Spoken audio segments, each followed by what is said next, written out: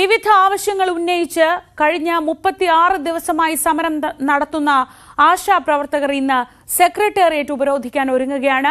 7000-ഓളം ആശാപ്രവർത്തകർ സമരത്തിൽ പങ്കെടുക്കുമെന്ന് ഭാരവാഹികൾ അറിയിച്ചു. രാവിലെ മുതൽ വൈകിട്ട് വരെ ഉദ്യോഗസ്ഥരെയും ജീവനക്കാരെയും സെക്രട്ടേറിയറ്റിലേക്ക് കടക്കാൻ അനുവദിക്കാതെയായിരിക്കും ഉപരോധം.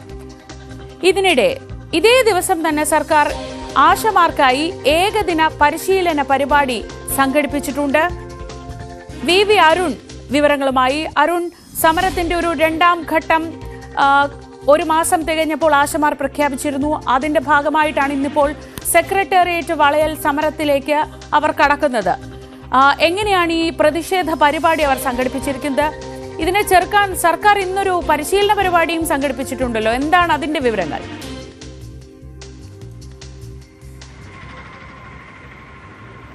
ശ്രീജ, 36 ദിവസം പിന്നിടുന്നു ആശമാരുടെ സെക്രട്ടേറിയറ്റ് മുന്നിലെ സമരം. നമുക്കറിയാം, അവർ വലിയ പ്രകടനമായൊക്കെ സാധാരണഗതിയിൽ ഈ സെക്രട്ടേറിയറ്റ് മുന്നിൽ ധർണ സമരമാണ്, രാപകൽ സമരമാണ് അവർ നടത്തുന്നത്. അത് മറ്റു തലത്തിലേക്ക് മാറിക്കൊണ്ട് സെക്രട്ടേറിയറ്റ് മാർച്ച് സംഘടിപ്പിച്ചിരുന്നു. വലിയ പങ്കാളിത്തം, ആശമാരുടെ പങ്കാളിത്തം അതിലുണ്ടായി. ഇപ്പോൾ മറ്റൊരു സമര രൂപത്തിലേക്ക് മാറുകയാണ് ആശമാരുടെ സമരം. ഇന്ന് സെക്രട്ടേറിയറ്റ് വളയുകയാണ് അവർ. സെക്രട്ടേറിയറ്റിൻ്റെ എല്ലാ ഗേറ്റുകളും ഉപരോധിച്ചുകൊണ്ടുള്ള സമരമാണ്. സെക്രട്ടേറിയറ്റ് ജീവനക്കാരെയും അതുപോലെ തന്നെ ജനങ്ങളെയും ഒന്നും വഴി വിടില്ല എന്ന് പ്രഖ്യാപിച്ചുകൊണ്ടുള്ള ഒരു സമരം.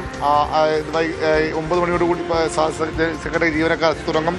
ആ സമയത്ത് അവരെ തടയുമെന്ന മുന്നറിയിപ്പാണ് സമരക്കാർ നൽകുന്നത്. നമുക്കറിയാം, സെക്രട്ടേറിയറ്റിൻ്റെ സമര ഗേറ്റ് മുന്നിലാണ് സമരമെങ്കിലും മറ്റ് കണ്ടോൺമെൻറ്റ് ഗേറ്റും മറ്റ് 2 ഗേറ്റുകൾ കൂടിയുണ്ട്. അവിടെയും സമരക്കാർ എത്തുന്നത് തടയാൻ പോലീസ് അവിടെ ഇന്നലെ വൈകിട്ടോടുകൂടി തന്നെ ബാരിക്കേഡൊക്കെ സ്ഥാപിച്ചിരുന്നു. വലിയ പോലീസ് സന്നാഹം സാധാരണഗതിയിൽ ഉണ്ടാകുന്നതിനേക്കാൾ വലിയ സന്നാഹം ഈ സമരപ്പന്തലിലുണ്ട്. എങ്ങനെയാണ് ഈ സമരത്തിൻ്റെ രീതി? എങ്ങനെയാണെന്ന് സമരം എല്ലാവരോടും ഇവിടെ എത്തിച്ചേരാൻ ഞങ്ങൾ പറഞ്ഞിട്ടുണ്ട്.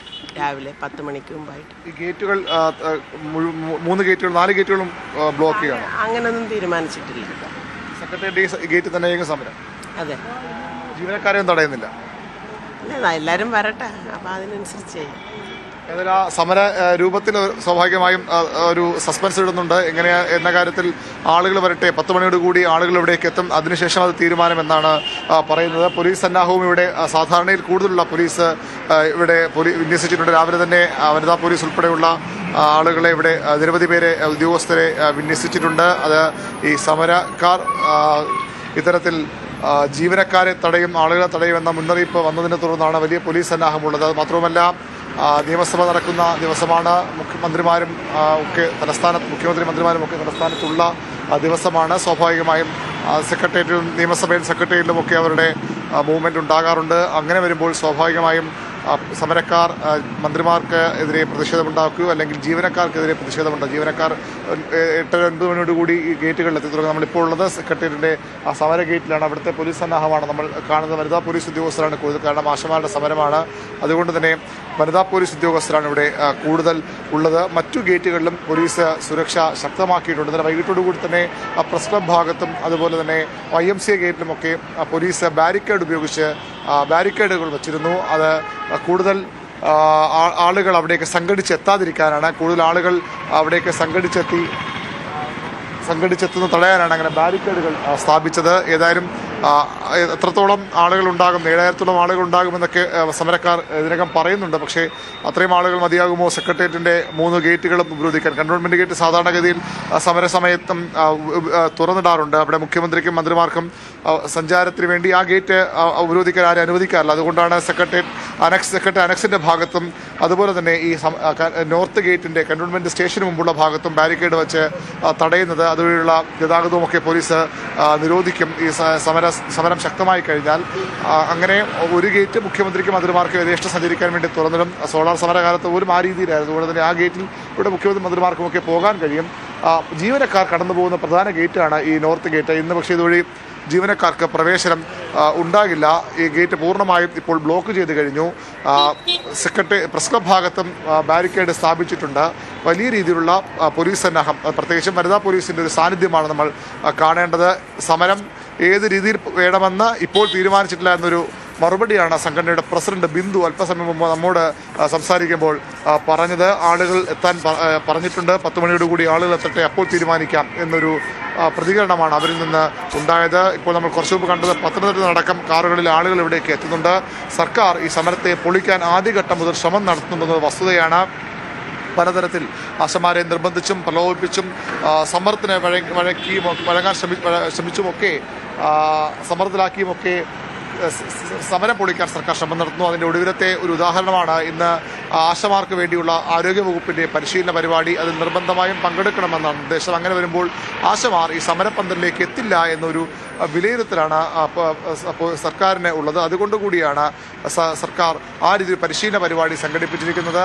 പക്ഷേ ആ പരിശീലന പരിപാടി മറികടന്നുകൊണ്ടും സമരക്കാർ ഇവിടേക്ക് എത്തുമെന്നാണ് ആശമാർ അവകാശപ്പെടുന്നത്. 400-480 സമരക്കാർ മാത്രമാണ് ഈ ആശാസമരത്തിൽ. നമുക്ക് ഈ ഗേറ്റിൻ്റെ ഭാഗം ഇവിടേക്ക് സാധാരണഗതിയിൽ ഇത്രയധികം പോലീസ് സംവിധാനം ഉണ്ടാകുന്നതല്ല. പക്ഷേ ഇന്ന് വലിയ രീതിയിലുള്ള പോലീസ് സന്നാഹമുണ്ട് ഈ ഗേറ്റിലൊക്കെ, സമര ഗേറ്റിലൊക്കെ. അത് കൂടുതൽ പോലീസുകാർ ഇനിയും എത്തിയേക്കാം. ഇപ്പോൾ വനിതാ പോലീസുകളുടെ സാന്നിധ്യമാണ് കൂടുതൽ ഉള്ളത്. പക്ഷേ കൂടുതൽ പുരുഷ പോലീസ് അടക്കം ഇവിടെ എത്താനുള്ള സാധ്യതയും തള്ളിക്കളയാനാകില്ല.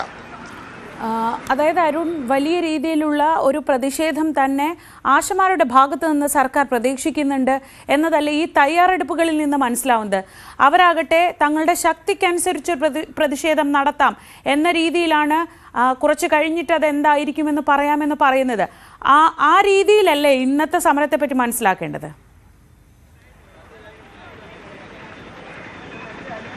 തീർച്ചയായിട്ടും ആശമാരുടെ സമരം സാധാരണയിൽ നിന്ന് കൂടുതൽ ആളുകൾ ഇവിടേക്ക് എത്തും. അത് സാധാരണഗതിയിൽ 100-200 ആളുകൾ വന്നു പോവുകയും അത് 10-50 ആളുകൾ ഇവിടെ ഇരുന്ന് സമരം ചെയ്യുകയുമാണ് അവരുടെ പതിവ്. വളരെ സമാധാനപരമായ സമരമാണ്. നിയമസഭാ മാർച്ച് നടത്തിയെന്നും അതിൽ ചില ആവേശം കൂടിയ ആളുകളൊക്കെ അത് സംഘർഷത്തിലേക്ക് കൊണ്ടുപോകണമെന്ന ഒരു ചർച്ച ആ ഗ്രൂപ്പിൽ അവർ മുന്നോട്ട് വെച്ചു. പക്ഷേ നേതൃത്വം ഇടപെട്ട് വളരെ സംയമനത്തോടൊരു സമരമാണ് നിയമസഭാ മാർച്ചിലടക്കം ഉണ്ടായത്. പക്ഷേ ഈ സെക്രട്ടേറിയറ്റിൽ 7000-ഓളം ആളുകൾ വരുമെന്ന് പറയുമ്പോൾ അത് ഈ ഭാഗത്ത് സ്വാഭാവികമായ ഒരു തിരക്കുണ്ടാക്കാനിടയുണ്ട്. അതുകൊണ്ടാണ് പോലീസ് ആ രീതിയിലുള്ള വിന്യാസത്തിലേക്ക് പോകുന്നത്. സെക്രട്ടേറിയറ്റാണ് ഏതെങ്കിലും തരത്തിൽ സമരം 36 ദിവസം പിന്നിടുന്നു, ഇതുവരെയും ഒരു തീരുമാനമുണ്ടാകുന്നില്ല. അതുകൊണ്ട് സമരത്തെ ഏത് രൂപത്തിലേക്ക് മാറ്റുമെന്നൊരു ആശങ്ക സർക്കാരിനുണ്ട് എന്നുള്ള വസ്തുതയാണ്. വനിതകൾ മാത്രമാണ് പങ്കെടുക്കുന്നതെങ്കിൽ പോലും സമരത്തെ മറ്റേതെങ്കിലും വിധത്തിൽ അക്രമ രീതിയിലേക്കോ അല്ലെങ്കിൽ സെക്കൻഡിനുള്ളിൽ കടക്കാനുള്ള ശ്രമമോ ഒക്കെ പല രീതിയിൽ വേണമെങ്കിൽ സമരം മാറാം. ആ ഒരു ആശങ്ക ഉള്ളതുകൊണ്ട് തന്നെയാണ് സർക്കാർ ഈ രീതിയിലുള്ള പോലീസ് ഈ രീതിയിലുള്ള ഒരു ക്രമീകരണങ്ങൾ ഏർപ്പെടുത്തുന്നത്, സുരക്ഷാ ക്രമീകരണങ്ങൾ ശക്തമാക്കുന്നത്. ജീവനക്കാരൊക്കെ എത്തുമ്പോൾ അവരെ തടയാൻ കൂടി ശ്രമിച്ചാൽ ഒരുപക്ഷെ അത് കാര്യങ്ങൾ മറ്റു തലത്തിലേക്ക് മാറും. അത് ഒഴിവാക്കാനുള്ള ശ്രമമാണ്. ഇപ്പോൾ ആ സമരസമിതി നേതാവ് അത്തരത്തിൽ തുറന്നു പറയുന്നില്ല. എങ്ങനെ ഈ സമരം മാറുമെന്ന കാര്യത്തിലൊക്കെ ആളുകൾ വരട്ടെ, സ്വാഭാവികമായവർക്കൊരു പ്ലാൻ ഉണ്ടാകും, ഒരു സമര തന്ത്രം ഉണ്ടാകും. അത് അവസാന ഘട്ടത്തിലേക്ക് മാറ്റാനാകാം. ഒരുപക്ഷെ അവർ ആ ഒരു സസ്പെൻസ് നിലനിർത്തും. പക്ഷേ സർക്കാർ എല്ലാ സാധ്യതകളും കാണുന്നുണ്ട്. ഇന്ന് സെക്രട്ടേറിയറ്റിന് മുന്നിലേക്ക് തന്നെ നമുക്ക് ഉറ്റുനോക്കാം. അവിടെ വലിയൊരു പ്രതിഷേധ സമരം, 7000-ഓളം ആശമാരെത്തുന്ന ഒരു വലിയ പ്രതിഷേധ സമരം തന്നെ ഉണ്ടാകുമെന്ന് ആണ് പ്രതീക്ഷിക്കുന്നത്. അതിനനുസരിച്ചുള്ള പോലീസ് വിന്യാസം അവിടെ നടത്തിയിട്ടുണ്ട്. മറ്റൊരു പ്രധാനപ്പെട്ട വാർത്ത, കഴിഞ്ഞ ദിവസങ്ങളിൽ വണ്ടിപ്പെരിയാർ മേഖലയെ മുഴുവൻ ആശങ്കയിലാക്കുന്ന ഒരു കടുവയെക്കുറിച്ചാണ്. ഇന്ന് വണ്ടിപ്പെരിയാറിന് സമീപം അരണക്കല്ലിൽ കടുവ ഇറങ്ങിയെന്ന വാർത്തയാണ് വരുന്നത്. ഗ്രാമ്പിയിൽ കണ്ട അതേ കടുവ തന്നെയാണ് ഇതെന്നാണ് വനം വകുപ്പ് പറയുന്നത്. ഇപ്പോൾ സ്ഥലത്ത് തെരച്ചിൽ നടത്തുന്നുണ്ട്. പ്രിൻസ് ജെയിംസ് വിവരങ്ങൾ നൽകും. Prince, good morning. ഈ കടുവ തന്നെയാണ് എന്ന് പറയുമ്പോഴും നടക്കാൻ വയ്യാത്ത കടുവ, തീരെ അവശനായ കടുവ, ആ കടുവ എങ്ങനെയാണ് ഈ ഭാഗത്തേക്ക് പോകുന്നത്? ഇത് ഒരേ കടുവ തന്നെയാണെന്നാണോ സ്ഥിരീകരണം? Good morning Sreeja. കഴിഞ്ഞ ദിവസം തന്നെ വനംവകുപ്പ് വ്യക്തമാക്കിയിരുന്നത്, ആദ്യ ഘട്ടങ്ങളിൽ വ്യക്തമാക്കിയിരുന്നത് കടുവ വലിയ തോതിൽ അവശനാണ്, അധികം ദൂരം നടക്കാനാവില്ല എന്നതായിരുന്നു. പക്ഷേ ഇന്നലെ സ്ഥിതികളെല്ലാം മാറി കടുവയുടെ ആരോഗ്യസ്ഥിതിക്ക് മെച്ചപ്പെടുകയും കടുവ നടക്കുകയും ചെയ്യുന്ന സാഹചര്യത്തിലേക്ക് എത്തുകയും കടുവ 2 ദിവസം മുൻപ് കാണപ്പെട്ട ഭാഗത്തു നിന്നും, അതായത് ഗ്രാമ്പി സ്കൂളിലെ ഏകദേശം ഗ്രാമ്പിയിൽ കൂടിരിക്കിയ ഭാഗത്തു നിന്നും ഏകദേശം 300 മീറ്റർ അകലെയുള്ള ചതുപ്പ് നിറഞ്ഞ പ്രദേശത്ത് നിന്നും ഇന്നലെ തന്നെ അത് മാറുന്ന ഒരു സാഹചര്യം ഉണ്ടായിരുന്നു. എന്നാൽ അതിന് തലേദിവസത്തെ വനംവകുപ്പിന്റെ നിരീക്ഷണം വിലയിരുത്തൽ കടുവ അധികം ദൂരത്തേക്ക് പോവില്ല, അതുകൊണ്ട് തന്നെ ഇന്നലെ തന്നെ മയക്കുവെടി വെച്ച് പിടികൂടാം എന്നതായിരുന്നു. എന്നാൽ ഇന്നലെ പൂർണ്ണമായിട്ടും കടുവയെ കണ്ടെത്താനോ എവിടെയെന്ന് മനസ്സിലാക്കാനോ വനംവകുപ്പിന് സാധിച്ചിട്ടില്ല. വിശദമായ ഒരു പരിശോധന ഈ മേഖലയിലെല്ലാം നടന്നെങ്കിലും കണ്ടെത്താൻ സാധിച്ചിരുന്നില്ല. എന്നാൽ ഒപ്പം സ്നിഫർ ഡോഗുകളൊക്കെ ഈ അരണക്കൽ ഭാഗത്തേക്കാണ് നീങ്ങിയത്. അതുകൊണ്ട് തന്നെ ഈ അരണക്കൽ ഭാഗത്തേക്ക് കടുവ എത്തിയിരിക്കുക, അതുവഴി പെരിയാർ വന്യജീവി സങ്കേത മേഖലയിലേക്ക്, വനമേഖലയിലേക്ക് കടന്നിരിക്കാം എന്നായിരുന്നു നിഗമനം. ഇപ്പോൾ ഏകദേശം സമാനമായ സാഹചര്യത്തിൽ കടുവ ഈ പ്രദേശത്തേക്ക് പോയി തന്നെ ഉറപ്പിക്കാവുന്ന ഒരു സാഹചര്യമാണുള്ളത്. ഇന്നലെ കഴിഞ്ഞ രാത്രിയിൽ വീണ്ടും കടുവയുടെ ആക്രമണം ഈ അരണക്കൽ ഭാഗത്തേക്ക് ഉണ്ടായിരിക്കുന്നു. അതായത് ആദ്യം കൂട് സ്ഥാപിച്ച ഒരു മേഖലയിൽ നിന്നും ഏകദേശം 2 കിലോമീറ്റർ അകലെ പെരിയാർ വനമേഖലയോട് വളരെ ചേർന്ന് കിടക്കുന്ന പ്രദേശമാണ് അരണക്കൽ. ഇവിടെയുള്ള 2 തോട്ടം തൊഴിലാളികളുടെ ആക്രമണം ഉണ്ടായിരിക്കുന്നത്. വളർത്തായും പശുവും ഒക്കെ കൊല്ലപ്പെട്ട ഒരു സാഹചര്യമുണ്ടായി. ഈ കടുവ തന്നെയാണ് ആക്രമണം നടത്തിയിരിക്കുന്നതെന്നാണ് ഇപ്പോൾ വനംവകുപ്പ് വ്യക്തമാക്കുന്നത്. കാലിന് പരിക്കുണ്ടെങ്കിലും മറ്റ് ആരോഗ്യ പ്രശ്നങ്ങളില്ല എന്ന് ഉണ്ടാകാൻ സാധ്യതയില്ല എന്ന് കഴിഞ്ഞ ദിവസം വനംവകുപ്പ് വ്യക്തമാക്കിയിരുന്നു. അതുകൊണ്ട് തന്നെ ഇപ്പോൾ ഈ മേഖലയിൽ ഇപ്പോൾ തിരച്ചിലും വനംവകുപ്പ് ശക്തമാക്കിയിട്ടുണ്ട്. അപ്പോൾ എവിടെയാണ് കടുവ ഉള്ളതെന്ന് കണ്ടെത്തി പിടികൂടുന്നതിനുള്ള നടപടികളിലേക്കായിരിക്കും നീങ്ങുക. കാരണം വലിയ തോതിൽ ജനകീയ പ്രതിഷേധമൊക്കെ കഴിഞ്ഞ ദിവസം തന്നെ ഉയർന്നിരുന്നു. അതുകൊണ്ട് തന്നെ ഈ സ്ഥിരമായി വനമേഖല വിട്ട് ജനവാസ മേഖലയിൽ ഇറങ്ങുന്ന കടുവയെ പിടികൂടുന്ന സാഹചര്യം കൂടിയുണ്ട്. ഒപ്പം ഈ കാലിന് പരിക്കുള്ളതിനാൽ ഇതിന് ചികിത്സ നൽകേണ്ട ഒരു സാഹചര്യം കൂടിയുണ്ട്. ഇവിടുന്ന് മയക്കുവെടി വെച്ചോ അല്ലാതെ പിടികൂടുന്ന കടുവയെ തേക്കടിയിൽ എത്തിച്ച് ചികിത്സ നൽകാനായിരിക്കും ശ്രമിക്കുക. ഇപ്പോൾ നിലവിൽ കഴിഞ്ഞ ദിവസം സ്ഥാപിച്ചത് കൂടാതെ ഇപ്പോൾ ആകെ 3 കൂടുകളാണ് മേഖലയിൽ സ്ഥാപിച്ചിരിക്കുന്നത്. ഒപ്പം കടുവയെ മറ്റ് അനുയോജ്യമായ പ്രദേശത്ത് കണ്ടെത്തുകയാണെങ്കിൽ മയക്കുവെടി വെക്കുന്നതിനുള്ള സജ്ജീകരണവും ഒരുക്കിയിട്ടുണ്ട്. വെറ്ററിനറി സർജന്മാരടക്കമുള്ള സംഘവും വനംവകുപ്പിനൊപ്പം ഉണ്ട്. ശ്രീജ, ഈ ഗ്രാമ്പിൽ നിന്ന് എത്ര ദൂരെയാണ് ഈ അരണക്കൽ പ്രിൻസ്? അതായത് ഇന്നലെ അവശനിലയിൽ കണ്ടു, പക്ഷേ ഇന്നലെ പകലൊന്നും കാണാതായപ്പോൾ തന്നെ ഇത് കാട് കയറിയിട്ടുണ്ടാവുമെന്നൊരു സൂചന ഉണ്ടായിരുന്നു. ഈ അരണക്കല്ല് മേഖല എങ്ങനത്തെ ഒരു സ്ഥലമാണ്? ശ്രീജ, തോട്ടം മേഖലയോട് തന്നെയാണ് ഈ അരണക്കല്ല്. കഴിഞ്ഞ ദിവസം ഇപ്പോൾ പ്രിൻസ് ഒരു മിനിറ്റ്, ഇപ്പോൾ നമ്മൾ ദൃശ്യങ്ങളിൽ കാണുന്നത് ഈ കടുവയുടെ CCTV ദൃശ്യങ്ങളാണ്. അത് ഈ വളർത്തുനായെ പിടിക്കുന്നതാണെന്നാണ് എനിക്ക് ഇവിടെ നിന്ന് നോക്കുമ്പോൾ മനസ്സിലാവുന്നത്. ഈ ദൃശ്യങ്ങളുടെ വിവരം എന്താണ് പ്രിൻസ്? ശ്രീജ, ഈ കഴിഞ്ഞ രാത്രിയിൽ അരണക്കല്ലിലുള്ള ബാലമുരുകൻ തുടങ്ങിയ 2 തോട്ടം തൊഴിലാളികളുടെ അടക്കമുള്ള വീടുകളിലേക്കാണ് ഈ കടുവ എത്തിയത്. ഈ പ്രദേശത്ത് നിന്ന് കടുവ നടത്തിയ ആക്രമണങ്ങളുടെ ദൃശ്യങ്ങളാണ് ഇപ്പോൾ നമുക്ക് ലഭിച്ചിരിക്കുന്നത്. ഏകദേശം 2 കിലോമീറ്റർ, അതായത് ഗ്രാമ്പിയിൽ കൂട് സ്ഥാപിച്ചിട്ടുള്ള പ്രദേശത്ത് നിന്നും ഏകദേശം 2 കിലോമീറ്റർ അകലെയുള്ള ഒരു പ്രദേശത്താണ് അരണക്കല്ല്. തോട്ടം മേഖലയാണ്. പെരിയാർ വനമേഖലയോട് ഏറ്റവും അടുത്ത് കിടക്കുന്ന ഒരു പ്രദേശമാണ്. കടുവയ്ക്ക് ഉൾവനത്തിലേക്ക് പോകുന്ന ഒരു മേഖല കൂടിയാണ്. അതുകൊണ്ട് തന്നെ കഴിഞ്ഞ ദിവസത്തെ വിലയിരുത്തലും കടുവ അരണക്കൽ ഭാഗത്തേക്ക് പോയി അതുവഴി കാട് കയറി എന്നതായിരുന്നു വനംവകുപ്പിന്റെ നിഗമനം.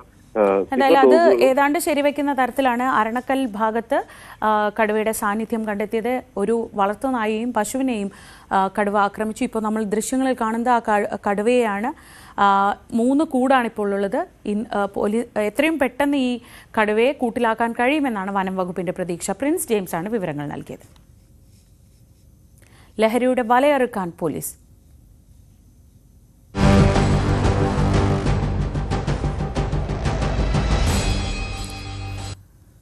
സംസ്ഥാനത്ത് പടരുന്ന ലഹരി വ്യാപനത്തിൽ നിലപാട് കടുപ്പിച്ച് സർക്കാർ. ഈ മാസം 24-ന് മുഖ്യമന്ത്രിയുടെ അധ്യക്ഷതയിൽ ഉന്നതതല യോഗം ചേർന്ന് പുതിയ പദ്ധതികൾ പ്രഖ്യാപിക്കും.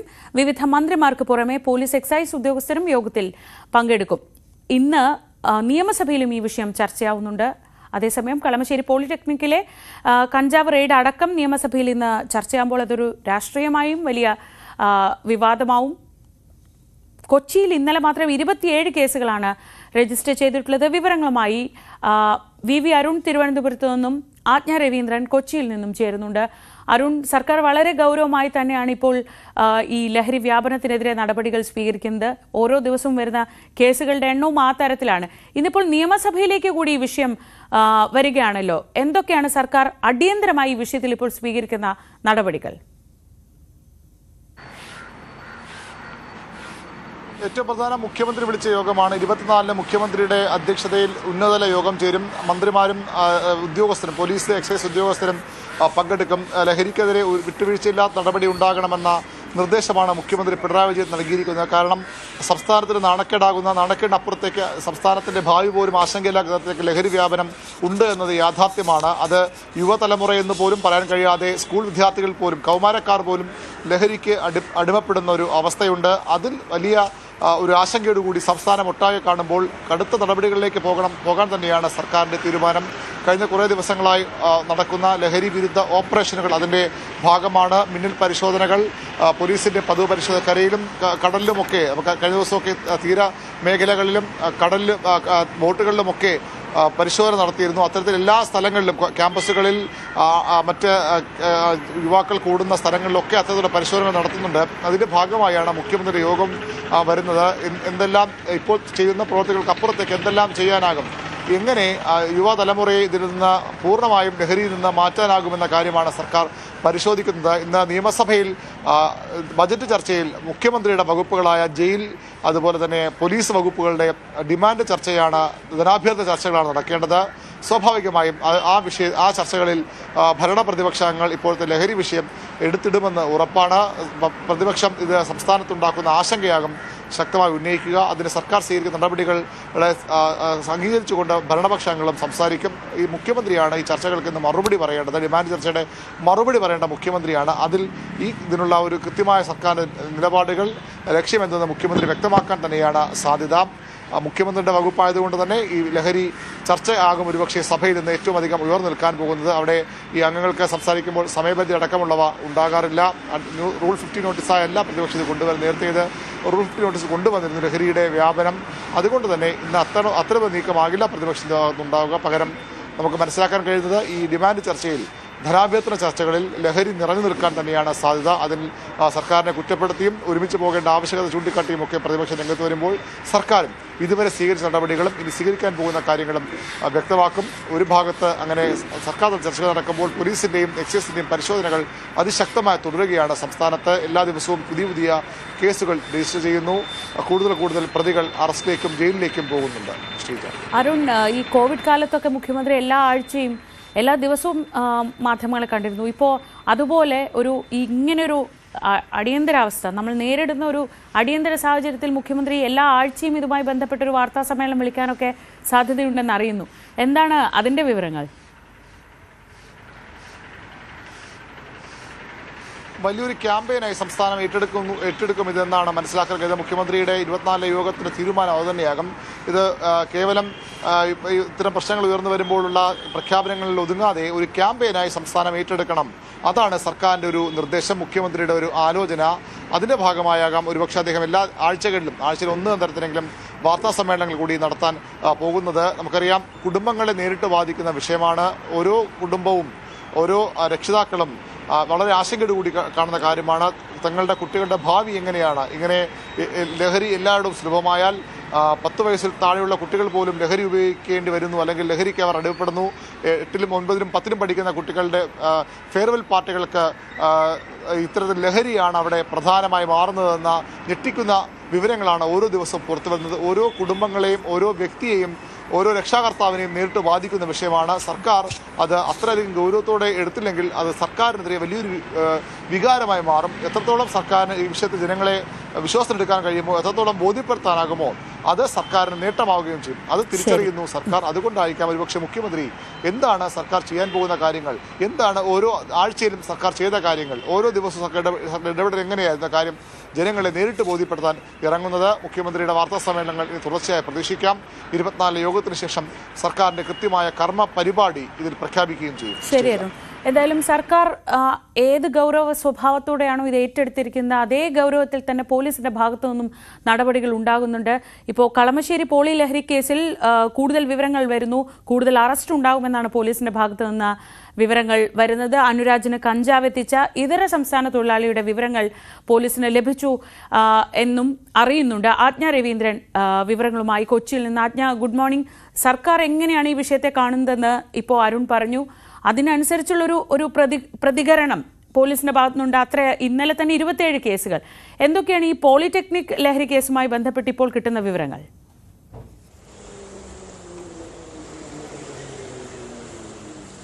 ഗുഡ് മോർണിംഗ് ശ്രീക സൂചിപ്പിച്ചതുപോലെ ഈ കേസിൽ ഏറ്റവും ഒടുവിൽ അറസ്റ്റിലായ അനുരാജിന് കഞ്ചാവ് എത്തിച്ചത് ഒരു ഇതര സംസ്ഥാന തൊഴിലാളിയാണെന്ന് നേരത്തെ തന്നെ പോലീസിന് ഇൻഫർമേഷൻ കിട്ടിയിരുന്നു. അതാരാണ് എന്നുള്ള കാര്യത്തിൽ കൂടുതൽ വ്യക്തത വരുന്നതായിട്ടാണ് പോലീസ് സ്റ്റേഷനിൽ നിന്നും അറിയിക്കുന്നത്. ശ്രീക സൂചിപ്പിച്ചതുപോലെ ഇന്നലെ 27 കേസുകളാണ് സിറ്റി പോലീസ് കമ്മീഷണർ കുട്ട വിമലാദിത്യയുടെ നേതൃത്വത്തിൽ നടത്തിയ വിവിധയിടങ്ങളിൽ നടത്തിയ പരിശോധനയിൽ കണ്ടെത്തിയിട്ടുള്ളത്. മാത്രമല്ല ഈ അനുരാജ് വാങ്ങിയത് 4 കിലോ കഞ്ചാവാണ്. അതിൽ 2 കിലോ മാത്രമാണ് പോളിടെക്നിക്കിൽ എത്തിച്ചിട്ടുള്ളത്. ബാക്കി ആർക്കൊക്കെ നൽകിയിട്ടുണ്ട്, അല്ലെങ്കിൽ ബാക്കി എവിടെയാണ് നൽകിയത് എന്നുള്ള കാര്യവും അന്വേഷിക്കുന്നുണ്ട്.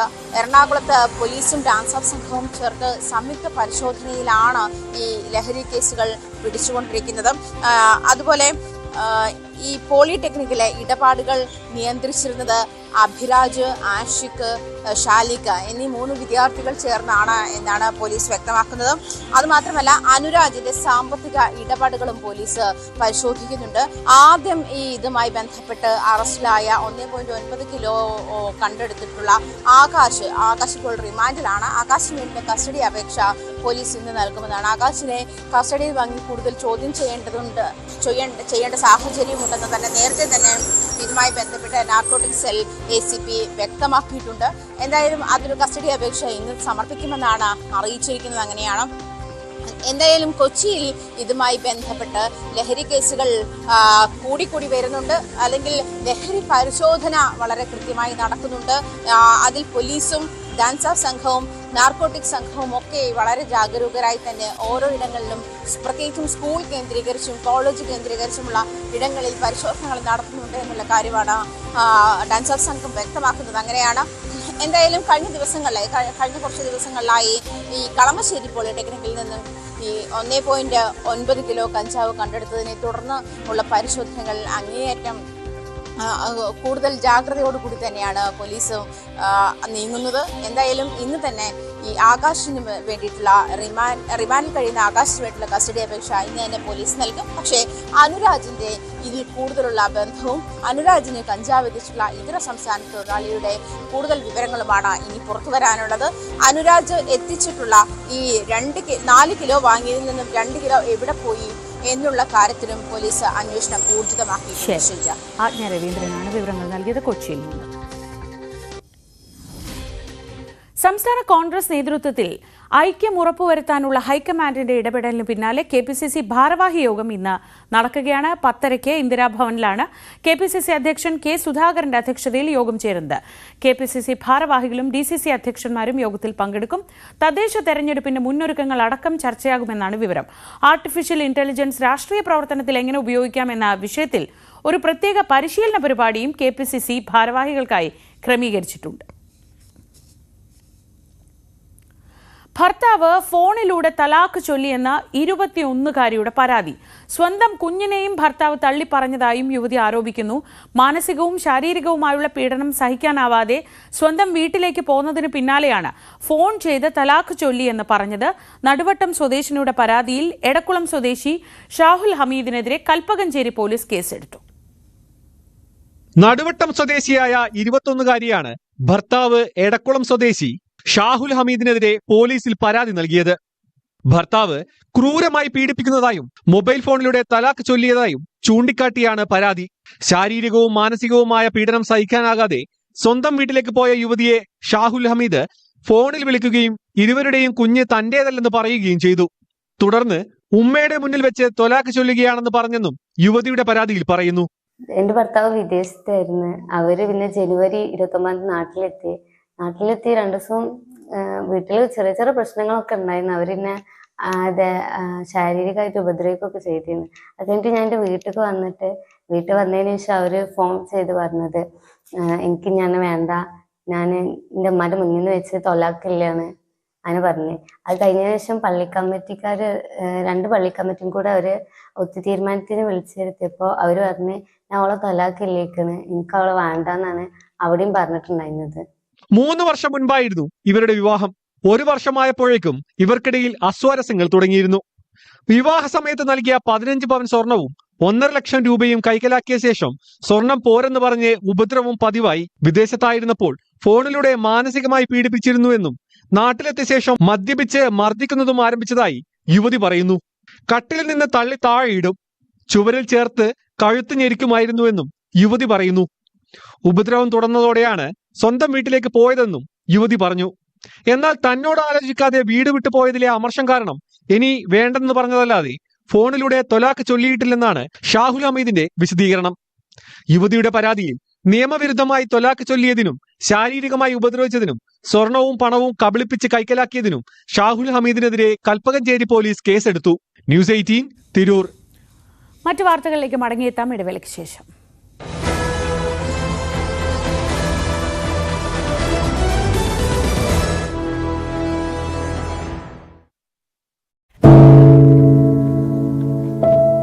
പെരുകുന്ന കുറ്റകൃത്യങ്ങളുടെ വാർത്തകൾ എല്ലാ ദിവസവും വായിച്ച് തളരുന്ന കാലമാണ് മാധ്യമപ്രവർത്തക എന്ന രീതിയിൽ ഇപ്പോൾ.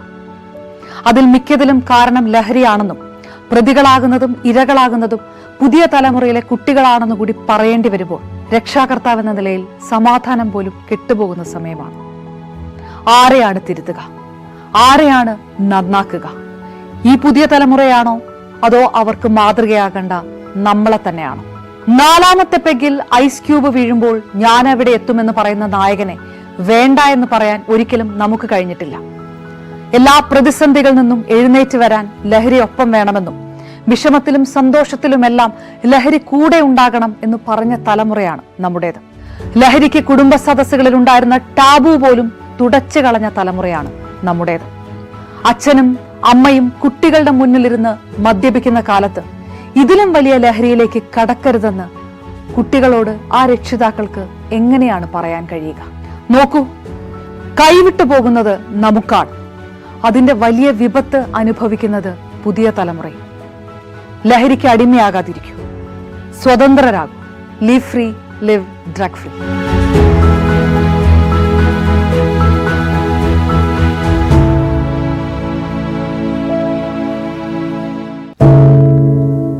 എന്തുപറ്റി നമ്മുടെ നാടിന് എന്ന് ചോദിച്ചു പോകുന്ന കാര്യങ്ങളാണ് ഇപ്പോൾ സംഭവിക്കുന്നത്.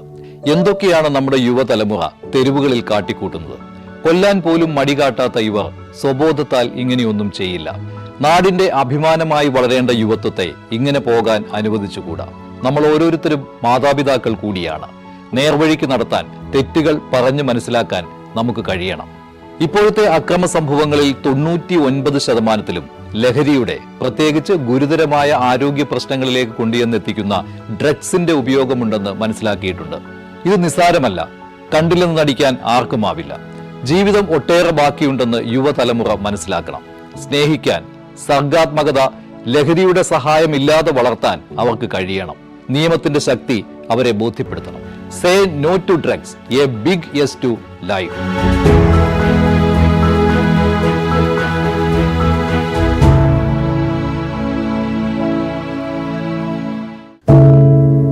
ഒരു മാധ്യമ പ്രവർത്തക എന്ന നിലയ്ക്ക് ഇപ്പോൾ ഏറ്റവും കൂടുതൽ കൈകാര്യം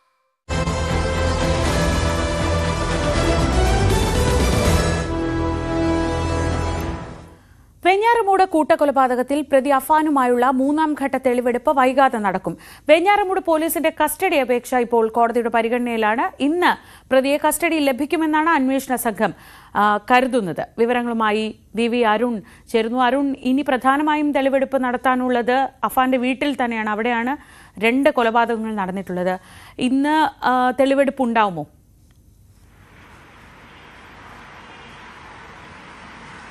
എന്നാണ് പോലീസ് കരുതുന്നത്. ഇന്ന് അഫാനെ കസ്റ്റഡി കിട്ടുമെന്ന പ്രതീക്ഷയാണ് പോലീസിനുള്ളത്. പേരുമലയിലെ വീട്ടിൽ 2 കൊലപാതകങ്ങൾ, അത് സ്വന്തം സഹോദരനെയും കാമുകിയും കൊലപ്പെടുത്തിയ വീട്ടിലാണ് ഇനി തെളിവെടുപ്പ് നടത്തേണ്ടത്. അവിടെ ഈ കൊലപാതകത്തിന്റെ ആസൂത്രണം അടക്കം നടന്ന സ്ഥലം കൂടിയാണത്. ഉമ്മയെ ആദ്യം കഴുത്തുനിരിച്ച് കൊല്ലാൻ ശ്രമിച്ചു.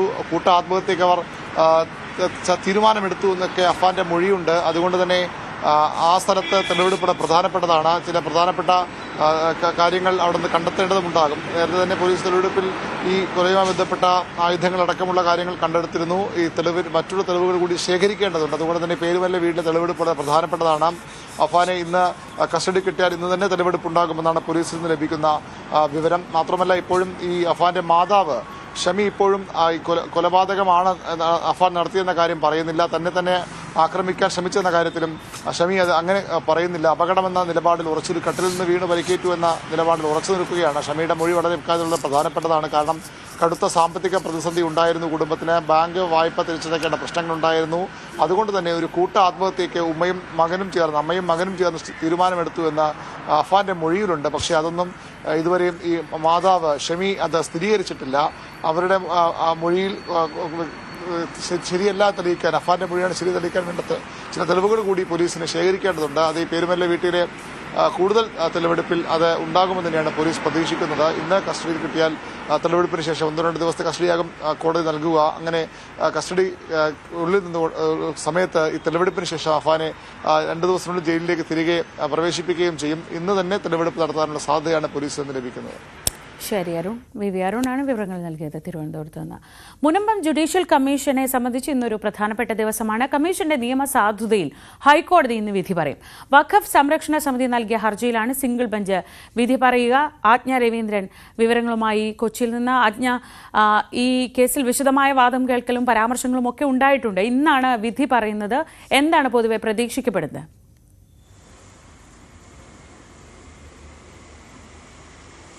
ശ്രീജ, കഴിഞ്ഞ തവണ ഈ കേസ് പരിഗണിക്കുമ്പോഴാണ് ജസ്റ്റിസ് ബെച്ചു കുര്യൻ തോമസിന്റെ ബെഞ്ചാണ് കേസ് പരിഗണിക്കുന്നത്. അദ്ദേഹം ചോദിച്ചത് ഇങ്ങനെയാണ്: വഖഫ് ഭൂമിയിൽ ജുഡീഷ്യൽ കമ്മീഷന് അന്വേഷണം നടത്താൻ എന്താണ് അധികാരമെന്ന് ചോദിച്ചു. വഖഫ് അല്ലാത്ത ഭൂമിയിൽ ജുഡീഷ്യൽ കമ്മീഷന് അന്വേഷണം നടത്താം. അതേസമയം വഖഫിന്റെ അധികാര പരിധിയിലിരിക്കുന്ന ഭൂമി എന്ന് അവകാശപ്പെടുന്ന ഭൂമിയിലെ അന്വേഷണം നടത്താൻ ജുഡീഷ്യൽ കമ്മീഷന് അവകാശമുണ്ടോ എന്ന് കോടതി ചോദിച്ചിരുന്നു.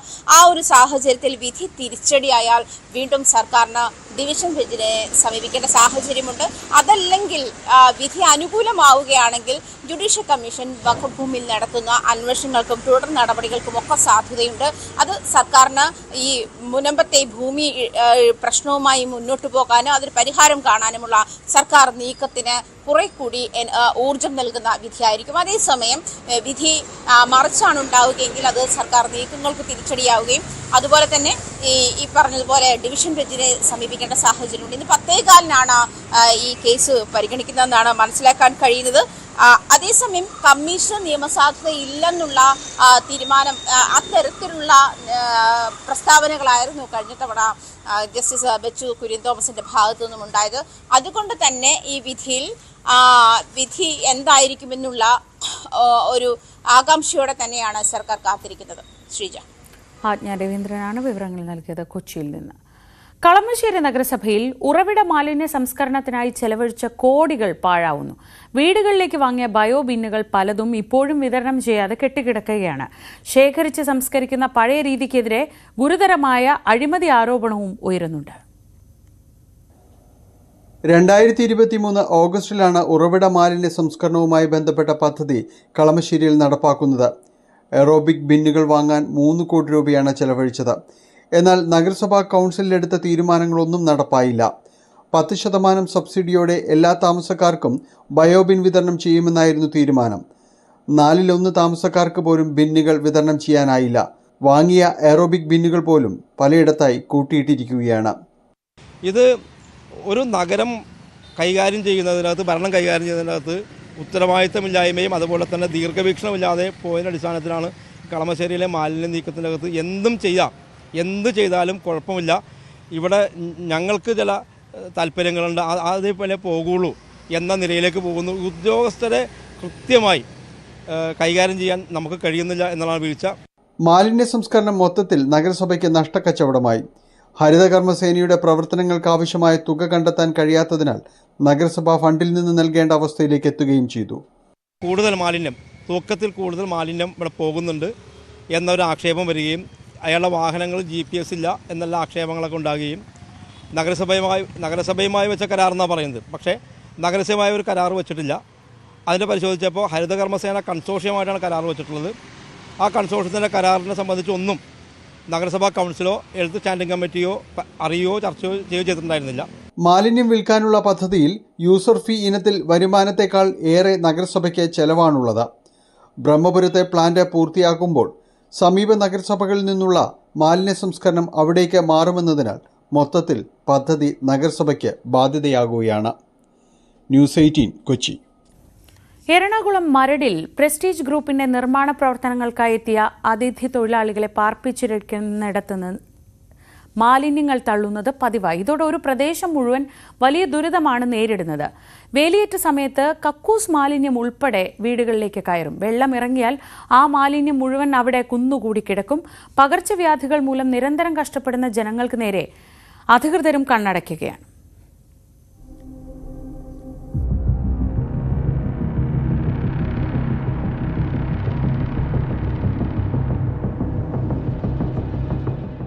പ്രസ്റ്റീജ് ഗ്രൂപ്പിന്റെ ഫോറം മാളിന് പിന്നിലായി താമസിക്കുന്ന ആളുകളുടെ ദുരിതമാണിത്. 600ഓളം നിർമ്മാണ തൊഴിലാളികളെയാണ് ഒരു മാനദണ്ഡവും പാലിക്കാതെ താൽക്കാലിക സംവിധാനമുണ്ടാക്കി പാർപ്പിച്ചിരിക്കുന്നത്. ഇവിടുത്തെ മാലിന്യം മുഴുവൻ തോട്ടിലേക്ക് ഒഴുക്കിവിടും. തോടിന്റെ ഒരു വശം പ്രസ്റ്റീജ് അധികൃതർ തന്നെ കെട്ടിയടച്ച് സ്വാഭാവിക നീരൊഴുക്ക് തടഞ്ഞതോടെ തോട് കവിഞ്ഞ് സമീപത്തുള്ള വീടുകളിലേക്ക് മലിനജലം കയറുന്ന അവസ്ഥയിലായി. ഇതിനെക്കുറിച്ച് മുനിസിപ്പാലിറ്റിക്ക് യാതൊരു ധാരണയുമില്ല, ഉദ്യോഗസ്ഥർക്ക് യാതൊരു ധാരണയുമില്ല. കാരണം ഇവരാരും ഇത് കണ്ടിട്ടില്ല. കാരണം അവർ സന്ദർശിക്കാൻ വരുമ്പോൾ ഈ കമ്പനി തന്നെ വേറെ എവിടെയെങ്കിലും കൊണ്ടേ കാണിച്ചിട്ട് അവരെ പറ്റിച്ചു വിടുന്ന അവസ്ഥ, അല്ലെങ്കിൽ അവർ മറ്റു മാർഗങ്ങളിലൂടെ അവരെ സ്വാധീനിക്കുന്ന അവസ്ഥ, അല്ലെങ്കിൽ അവരുടെ മേളിലുള്ളവരെ വെച്ച് സ്വാധീനിക്കുന്ന അവസ്ഥ.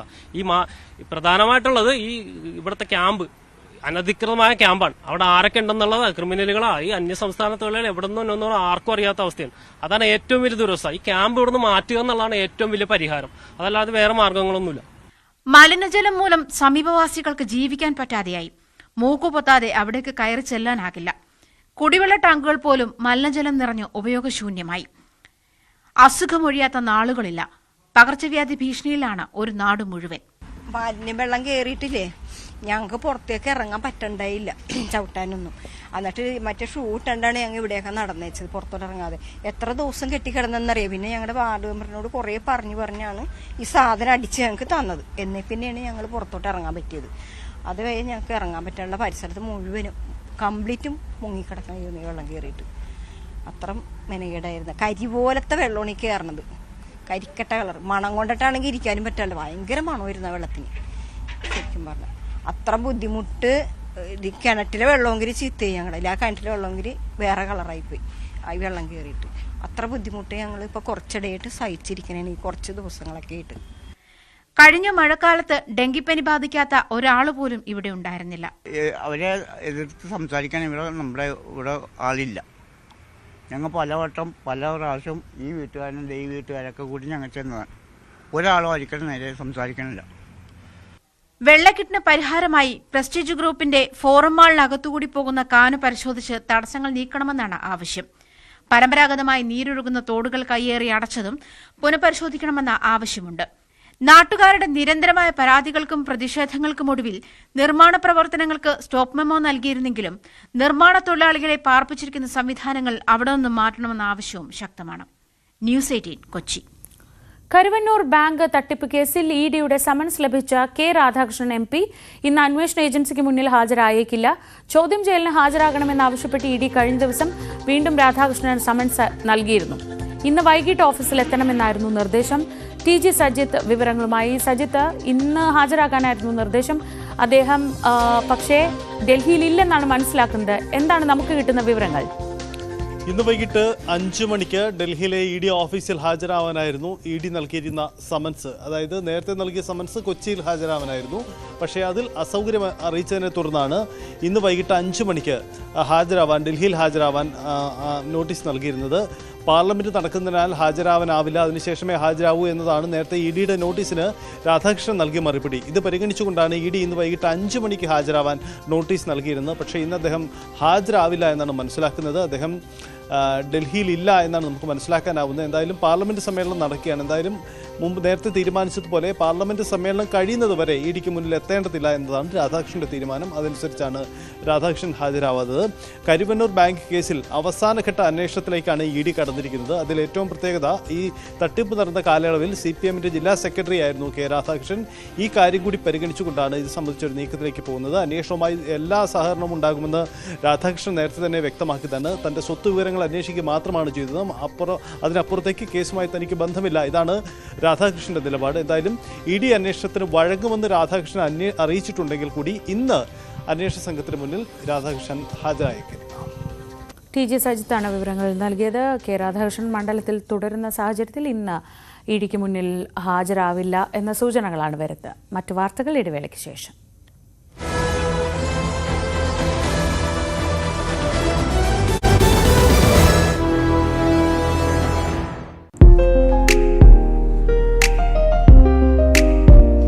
കല്യാണം കഴിഞ്ഞ ഭർത്താവിൻ്റെ വീട് സ്വന്തം വീട് പോലെ കാണണം, അതൊക്കെ. പക്ഷെ നമ്മൾ ജനിച്ചു വളർന്ന വീട് എങ്ങനെയാ നമ്മുടെ അല്ലാതാകുന്നത്? വീട്ടുകാർക്കല്ല പ്രശ്നം. ആദ്യത്തെ പ്രശ്നം കുടുംബക്കാർക്കും അയൽക്കാർക്കുമാണ്. പക്ഷെ പിന്നെ അവരുടെ ചോദ്യങ്ങൾ വീട്ടുകാരും ചോദിച്ചു തുടങ്ങും. അവിടെ എന്തെങ്കിലും പ്രശ്നമുണ്ടോ? നീ എന്നാ പോണേ? അവൻ എന്താ വരാത്തെ? അവനുമായിട്ട് എന്തെങ്കിലും പ്രശ്നമുണ്ടോ? അല്ലേ? നിങ്ങൾ പറ, എന്തെങ്കിലും കല്യാണം കഴിഞ്ഞിട്ട് സമാധാനമായിട്ട് ഗസ്ട്രോളിലല്ലാതെ നിങ്ങളുടെ വീട്ടിൽ നിങ്ങൾ നിന്നിട്ടുണ്ടോ? ഇല്ലല്ലേ? അതാണ്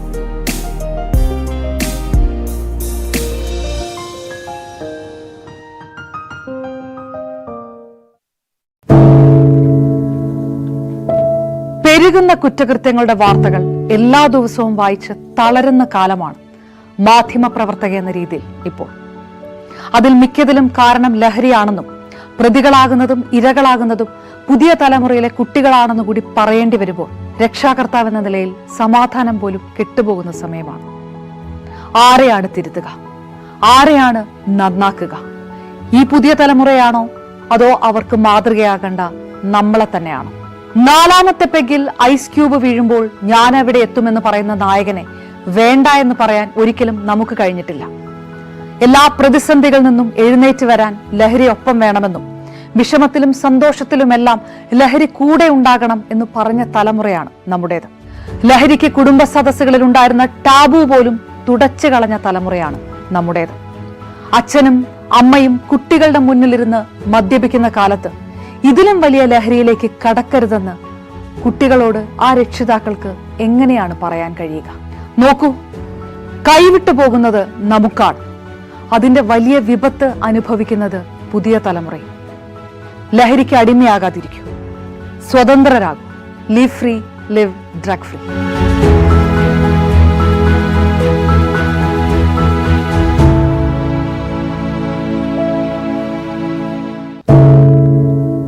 എന്തുപറ്റി നമ്മുടെ നാടിന് എന്ന് ചോദിച്ചു പോകുന്ന കാര്യങ്ങളാണ് ഇപ്പോൾ സംഭവിക്കുന്നത്. എന്തൊക്കെയാണ് നമ്മുടെ യുവതലമുറ തെരുവുകളിൽ കാട്ടിക്കൂട്ടുന്നത്? കൊല്ലാൻ പോലും മടികാട്ടാത്ത ഇവർ സ്വബോധത്താൽ ഇങ്ങനെയൊന്നും ചെയ്യില്ല. നാടിന്റെ അഭിമാനമായി വളരേണ്ട യുവത്വത്തെ ഇങ്ങനെ പോകാൻ അനുവദിച്ചുകൂടാ. നമ്മൾ ഓരോരുത്തരും മാതാപിതാക്കൾ കൂടിയാണ്. നേർവഴിക്ക് നടത്താൻ, തെറ്റുകൾ പറഞ്ഞു മനസ്സിലാക്കാൻ നമുക്ക് കഴിയണം. ഇപ്പോഴത്തെ അക്രമ സംഭവങ്ങളിൽ 99% ലഹരിയുടെ, പ്രത്യേകിച്ച് ഗുരുതരമായ ആരോഗ്യ പ്രശ്നങ്ങളിലേക്ക് കൊണ്ടുവന്നെത്തിക്കുന്ന ഡ്രഗ്സിന്റെ ഉപയോഗമുണ്ടെന്ന് മനസ്സിലാക്കിയിട്ടുണ്ട്. ഇത് നിസ്സാരമല്ല. കണ്ടില്ലെന്ന് നടിക്കാൻ ആർക്കുമാവില്ല. ജീവിതം ഒട്ടേറെ ബാക്കിയുണ്ടെന്ന് യുവതലമുറ മനസ്സിലാക്കണം. സ്നേഹിക്കാൻ, സർഗാത്മകത, ലഹരിയുടെ സഹായമില്ലാതെ വളർത്താൻ അവർക്ക് കഴിയണം. നിയമത്തിന്റെ ശക്തി അവരെ ബോധ്യപ്പെടുത്തണം. Say no to drugs, a big yes to life.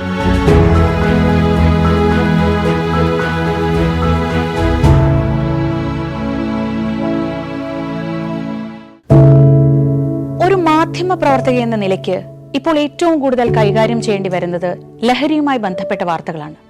കൊച്ചുകുട്ടികൾ മുതൽ യുവാക്കൾ വരെ എല്ലാവരും ഉൾപ്പെട്ടിരിക്കുന്ന ലഹരിയുടെ ഒരു വല. എന്താണ് നമ്മുടെ യുവതലമുറയ്ക്ക് സംഭവിക്കുന്നത് എന്നൊക്കെ എല്ലാവരും ചോദിച്ചു കാണും. പക്ഷേ അവരുടെ പ്രശ്നങ്ങളെ അത് കുട്ടികൾ മുതൽ യുവാക്കൾ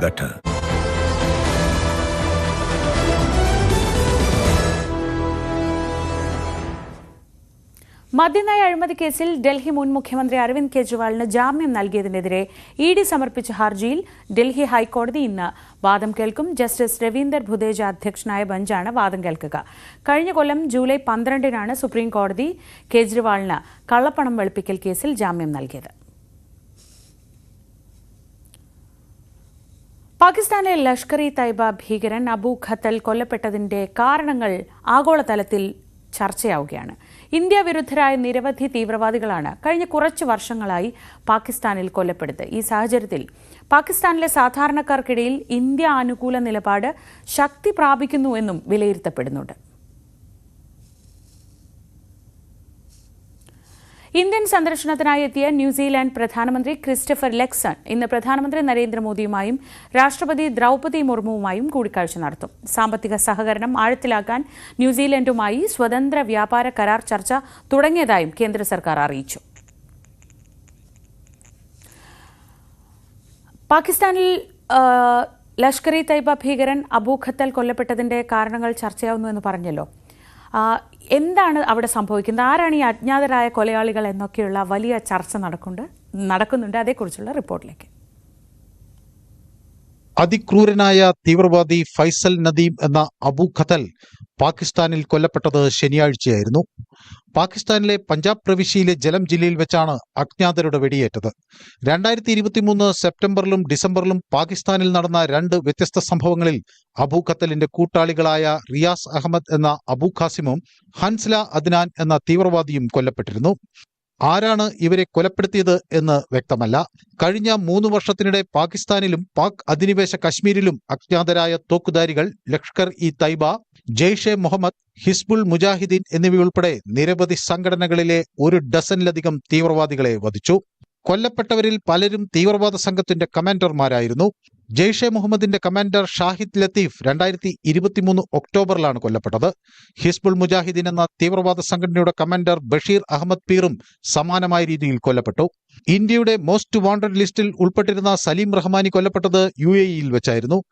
കൊള്ളക്കാരാണ് വകവരുത്തിയത് എന്നാണ് നിഗമനം. ഖാലിസ്ഥാൻ നേതാവ് പരംജിത് സിംഗ് ലാഹോറിൽ വെടിയേറ്റ് മരിച്ച സംഭവവും അതിനു മുൻപാണ് നടന്നത്. കൊലപാതകങ്ങളിൽ ഇന്ത്യയുടെ പങ്ക് പാകിസ്ഥാൻ ആരോപിക്കുന്നുണ്ടെങ്കിലും അത് രാജ്യം നിരാകരിക്കുകയാണ്. എന്നാൽ ഇന്ത്യയുടെ പരമാധികാരത്തെ ചോദ്യം ചെയ്യുന്നവരെ വീട്ടിൽ കയറി തിരിച്ചടിക്കുമെന്ന കേന്ദ്രമന്ത്രി രാജ്നാഥ് സിംഗിന്റെ പ്രതികരണം പല സൂചനകളും നൽകുന്നതായി വിദേശ മാധ്യമങ്ങൾ റിപ്പോർട്ട് ചെയ്തിരുന്നു. News desk, News 18. ഇനി ഇന്ത്യൻ സന്ദർശനത്തിന് ന്യൂസിലാൻഡ് പ്രധാനമന്ത്രി എത്തിയിട്ടുണ്ട്. ഇന്ന് പ്രധാനപ്പെട്ട കൂടിക്കാഴ്ചകൾ നടക്കുന്നുണ്ട്. ഐഷത്തുൽ ഷംന ന്യൂസ് ഡെസ്കിൽ നിന്ന് വിവരങ്ങളുമായി. ഷംന, ഏതൊക്കെ മേഖലയിലാണ് പ്രധാനമായും ന്യൂസിലാൻഡുമായുള്ള സഹകരണം പ്രതീക്ഷിക്കുന്നത്? എന്തൊക്കെയാണ് അദ്ദേഹത്തിന്റെ സന്ദർശന പരിപാടികൾ?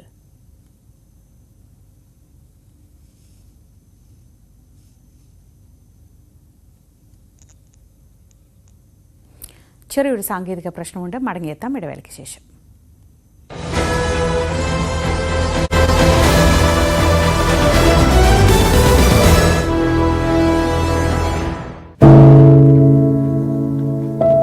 പെരുകുന്ന കുറ്റകൃത്യങ്ങളുടെ വാർത്തകൾ എല്ലാ ദിവസവും വായിച്ച് തളരുന്ന കാലമാണ് മാധ്യമപ്രവർത്തക എന്ന രീതിയിൽ ഇപ്പോൾ. അതിൽ മിക്കതിലും കാരണം ലഹരിയാണെന്നും പ്രതികളാകുന്നതും ഇരകളാകുന്നതും പുതിയ തലമുറയിലെ കുട്ടികളാണെന്ന് കൂടി പറയേണ്ടി വരുമ്പോൾ രക്ഷാകർത്താവ് എന്ന നിലയിൽ സമാധാനം പോലും കെട്ടുപോകുന്ന സമയമാണ്. ആരെയാണ് തിരുത്തുക? ആരെയാണ് നന്നാക്കുക? ഈ പുതിയ തലമുറയാണോ അതോ അവർക്ക് മാതൃകയാകേണ്ട നമ്മളെ തന്നെയാണോ? 4ാമത്തെ പെഗിൽ ഐസ് ക്യൂബ് വീഴുമ്പോൾ ഞാൻ എവിടെ എത്തുമെന്ന് പറയുന്ന നായകനെ വേണ്ട എന്ന് പറയാൻ ഒരിക്കലും നമുക്ക് കഴിഞ്ഞിട്ടില്ല. എല്ലാ പ്രതിസന്ധികളിൽ നിന്നും എഴുന്നേറ്റ് വരാൻ ലഹരി ഒപ്പം വേണമെന്നും വിഷമത്തിലും സന്തോഷത്തിലുമെല്ലാം ലഹരി കൂടെ ഉണ്ടാകണം എന്ന് പറഞ്ഞ തലമുറയാണ് നമ്മുടേത്. ലഹരിക്ക് കുടുംബ സദസ്സുകളിൽ ഉണ്ടായിരുന്ന ടാബു പോലും തുടച്ചു കളഞ്ഞ തലമുറയാണ് നമ്മുടേത്. അച്ഛനും അമ്മയും കുട്ടികളുടെ മുന്നിലിരുന്ന് മദ്യപിക്കുന്ന കാലത്ത് ഇതിലും വലിയ ലഹരിയിലേക്ക് കടക്കരുതെന്ന് കുട്ടികളോട് ആ രക്ഷിതാക്കൾക്ക് എങ്ങനെയാണ് പറയാൻ കഴിയുക? നോക്കൂ, കൈവിട്ടു പോകുന്നത് നമുക്കാണ്. അതിന്റെ വലിയ വിപത്ത് അനുഭവിക്കുന്നത് പുതിയ തലമുറയും. ലഹരിക്ക് അടിമയാകാതിരിക്കൂ, സ്വതന്ത്രരാകും. Live free, live drug free.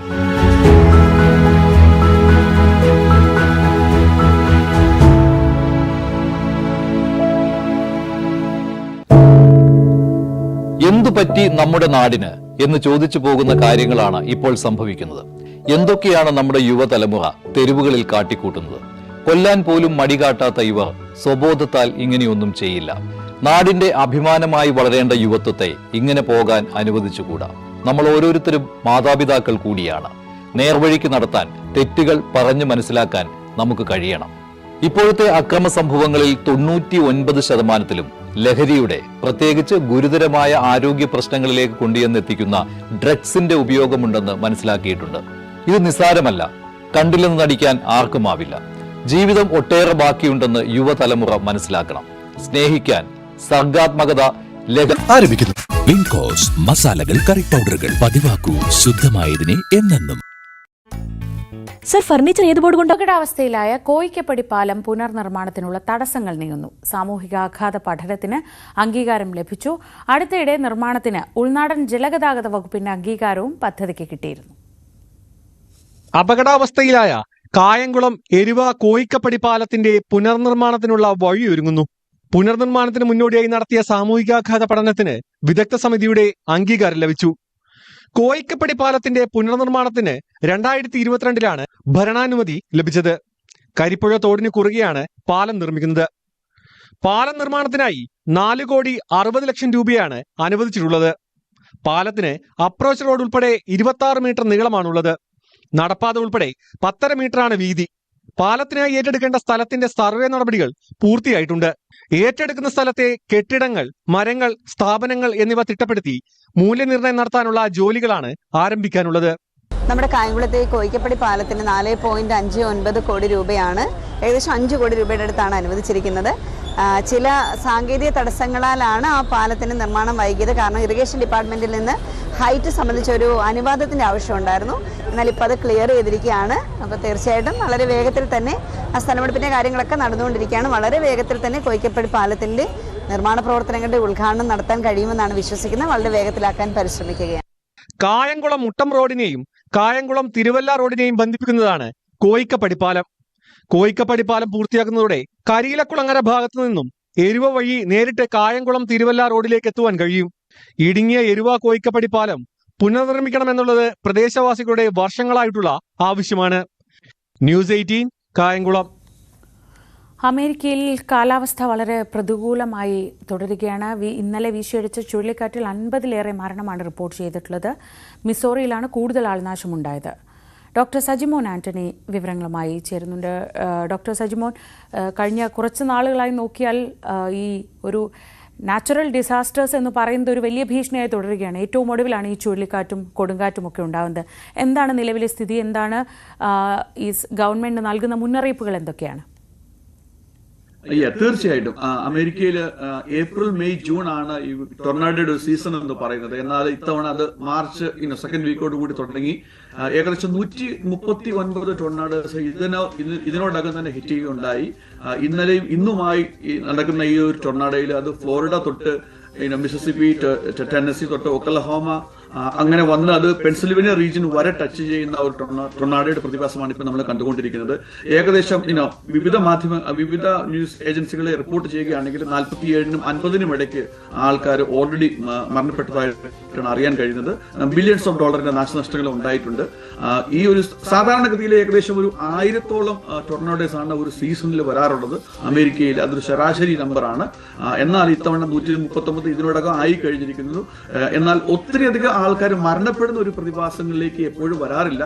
എന്നാൽ ഇത്തവണത്തെ ഒരു നമ്പേഴ്സ് നമ്മൾ നോക്കുകയാണെങ്കിൽ തുടക്കം തന്നെ ഒരു വലിയൊരു നമ്പറിലേക്കാണ് വരുന്നത് എന്നാണ് ഇവിടുന്ന് പറയാനുള്ളത്. ഡോക്ടർ സജിമോൻ ആന്റണിയാണ് വിവരങ്ങൾ നൽകിയത്. 50-ലേറെ പേർ മരിച്ചു എന്ന കണക്കുകൾ വരുമ്പോഴും കൃത്യമായൊരു കണക്കൊന്നും സാധ്യമല്ല. എന്തായാലും വലിയ ജാഗ്രതയിലാണ് അമേരിക്കയുള്ളത്.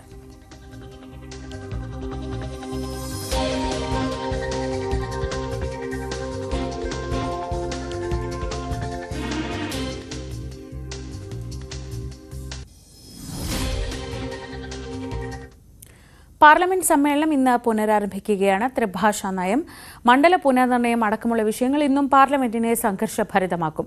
DMK അംഗങ്ങൾ വിഷയം ഇരുസഭകളിലും ഉന്നയിക്കാനാണ് നീക്കം നടത്തുന്നത്. റെയിൽവേ മന്ത്രാലയവുമായി ബന്ധപ്പെട്ട ചർച്ചകളിൽ ഇന്ന് മന്ത്രി അശ്വിനി കുമാർ വൈഷ്ണവ് മറുപടി നൽകും. ന്യൂഡൽഹി റെയിൽവേ സ്റ്റേഷനിൽ തിക്കിലും തിരക്കിലും പെട്ട ആളുകൾ മരിക്കാനിടയായ സംഭവം ഇന്ന് പ്രതിപക്ഷം സഭയിൽ ഉയർത്തിക്കാട്ടും. ഇന്നലെ നമുക്കൊക്കെ വലിയ സന്തോഷമായിരുന്നു. നമ്മുടെ പ്രിയപ്പെട്ട താരങ്ങളെ ഒരിക്കൽ കൂടി കളിക്കളത്തിൽ കാണാൻ കഴിഞ്ഞൊരു ആഹ്ലാദമുണ്ടായിരുന്നു ക്രിക്കറ്റ് പ്രേമികൾക്ക്. സച്ചിൻ ടെണ്ടുൽക്കറിന്റെ ഇന്ത്യ മാസ്റ്റേഴ്സിന് ഇന്റർനാഷണൽ മാസ്റ്റേഴ്സ് ലീഗ് 2020 കിരീടം. ബ്രയൻ ലാറയുടെ വെസ്റ്റ് ഇൻഡീസ് മാസ്റ്റേഴ്സിനെ കീഴടക്കിയാണ് ഇന്ത്യ മാസ്റ്റേഴ്സ് കിരീടം നേടിയത്.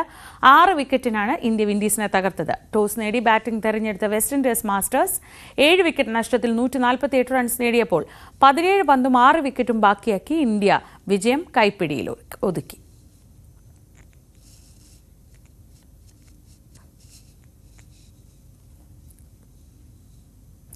ഇനി രാവിലെ തൽക്കാലം ഇവിടെ പൂർണ്ണമാവുകയാണ്. ഇനി നമ്മൾ കടക്കുന്നത് ഇടവേളയ്ക്ക് ശേഷം കുറ്റകൃത്യങ്ങളുടെ ലോകത്തു നിന്നുള്ള ഏറ്റവും പുതിയ വാർത്തകളിലേക്കാണ്.